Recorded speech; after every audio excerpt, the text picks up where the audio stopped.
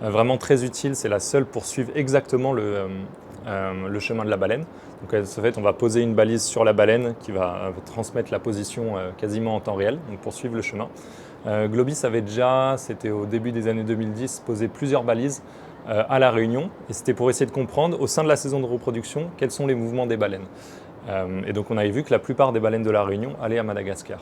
Là, il y a un nouveau programme qui s'appelle Miromène 2, donc un peu dans la continuité du premier programme Miromène de pose de balises, qui va servir à poser 15 balises. Donc il y en a une première qui a été posée en 2019. Bon, malheureusement, en 2019, il n'y avait pas trop de baleines. 2020, il y a eu le Covid. 2021, comme vous le savez, pour la plupart, il n'y a aussi pas eu beaucoup de baleines. Donc cette année, il y a plein de baleines. Donc normalement, nous allons réussir à poser des balises. Et là, en fait, on attend vraiment la fin de la saison pour avoir le trajet retour jusque dans les aires de nourrissage qu'on pensait être en Antarctique. Donc c'est vraiment le but du programme. Et les balises, en moyenne, elles tiennent entre 3, 4, maximum 6 mois. Et en tout cas, à La Réunion, c'est ce qu'on sait par rapport à l'étude de photo-identification qu'on fait, où à chaque fois on prend la caudale pour reconnaître les individus.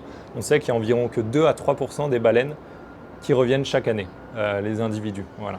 Donc la plupart des baleines qu'on voit à La Réunion, l'année suivante, elles vont être soit en Afrique ou soit en Australie. Donc il y a vraiment un roulement de ces baleines.